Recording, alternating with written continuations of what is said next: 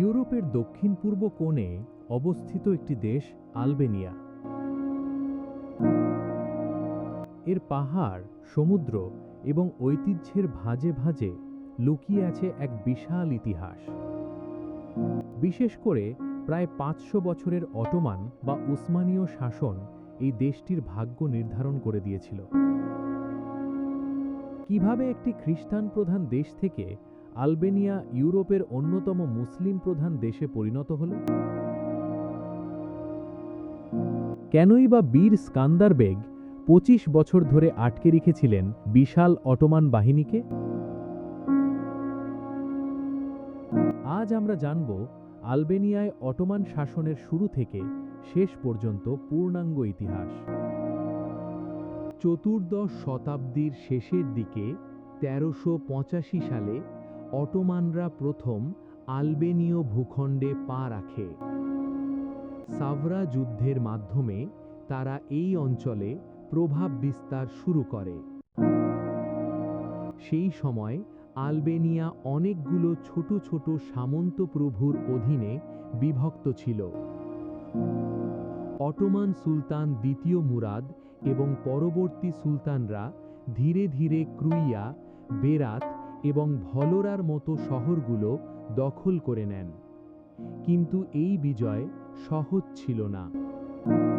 আলবেনিয়ার ইতিহাসের অন্যতম মহানায়ক এবং সবচেয়ে উজ্জ্বল নাম জর্জ কাস্ত্রিয়তি, যাকে বিশ্ব চেনে স্কান্দারবেগ নামে।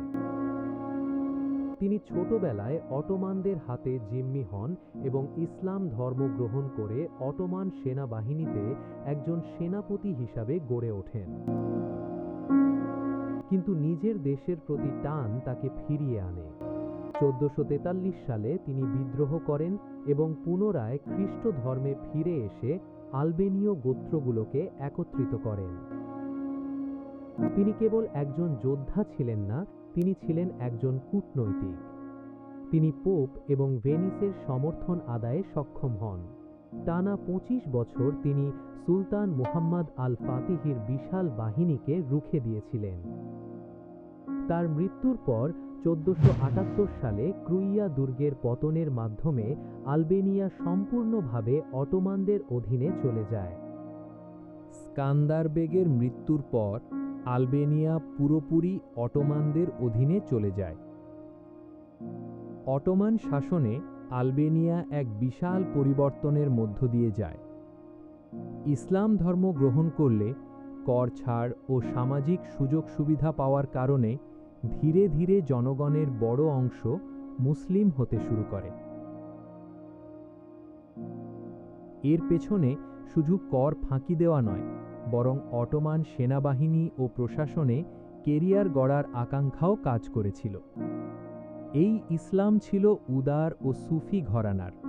বিশেষ করে বেকতাশি তরিকা এখানে ব্যাপক জনপ্রিয়তা পায়, যা আজও আলবেনিয়ার সংস্কৃতির একটি বড় অংশ। তবে আলবেনীয়রা তাদের নিজস্ব ভাষা ও সংস্কৃতি বজায় রাখে। অটোমান প্রশাসনে আলবেনীয়দের বিশাল প্রভাব ছিল। সাম্রাজ্যের ডজনখানেক গ্র্যান্ড উজির বা প্রধানমন্ত্রী ছিলেন আলবেনীয় বংশোদ্ভূত, যেমন বিখ্যাত কোপরুলু পরিবার। এই সময়েই নির্মিত হয় বেরাতের অসাধারণ সব স্থাপত্য এবং নান্দনিক সেতু।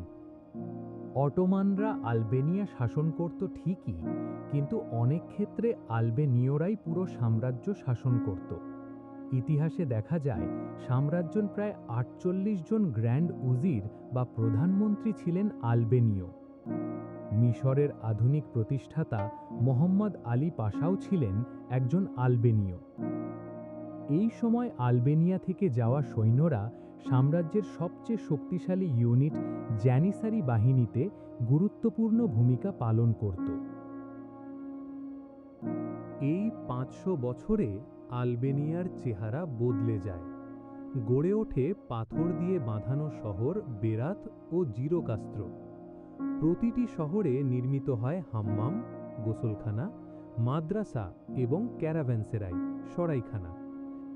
কৃষি ও পশুপালনের পাশাপাশি ব্যবসা বাণিজ্যে আলবেনিয়া ভেনিস ও ইস্তাম্বুলের সাথে যুক্ত হয়। এই সময়েই আলবেনিয়ার বিখ্যাত রূপোর কাজ বা ফিলিগারি শিল্পের বিকাশ ঘটে।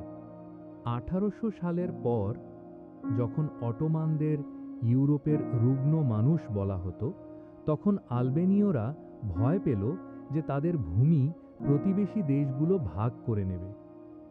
1878 সালের প্রিজরেন লীগ ছিল আধুনিক আলবেনিয়ার প্রথম রাজনৈতিক ভিত্তি। সামি ফ্রাসেরি এবং তার ভাইয়েরা মিলে আলবেনীয় ভাষার বর্ণমালা এবং জাতীয়তাবাদের প্রচার শুরু করেন। তারা চাইলেন, ধর্ম যাই হোক, আমরা সবাই আগে আলবেনীয়।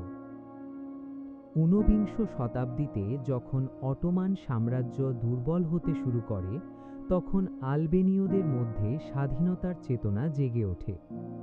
1878 সালে লীগ অফ প্রিজরেন গঠিত হয়, যার লক্ষ্য ছিল আলবেনীয় অঞ্চলের অখণ্ডতা রক্ষা করা।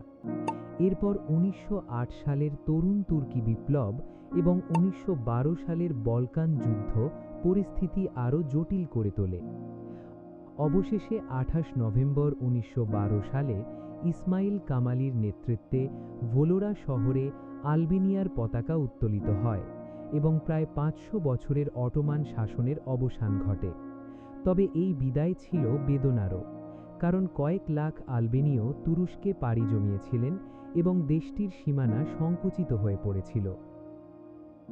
অটোমানরা চলে গেছে 100 বছরেরও বেশি সময় আগে, কিন্তু তাদের রেখে যাওয়া স্থাপত্য, খাবার যেমন বাইরেক বা কফি এবং সাংস্কৃতিক ঐতিহ্য আজও আলবেনিয়ার প্রতিটি গলিতে মিশে আছে। তাদের ভাষায় তুর্কি শব্দ, তাদের থালায় বাইরেক এবং তাদের রক্তে অটোমানদের তেজ আজও বিদ্যমান। আলবেনিয়া আজ একটি আধুনিক রাষ্ট্র হলেও তার ইতিহাসের এই বিশাল অধ্যায়টি দেশটিকে ইউরোপের অন্যান্য দেশের চেয়ে আলাদা ও বৈচিত্র্যময় করে তুলেছে। আলবেনিয়ার এই ইতিহাস আপনার কাছে কেমন লাগলো? স্কান্দারবেগের বীরত্ব নাকি বেরাতের স্থাপত্য, কোনটি আপনাকে বেশি টানে? ভিডিওটি ভালো লাগলে লাইক দিন এবং আমাদের পরবর্তী পর্বে কোন দেশের ইতিহাস জানতে চান তা কমেন্টে জানান। ধন্যবাদ।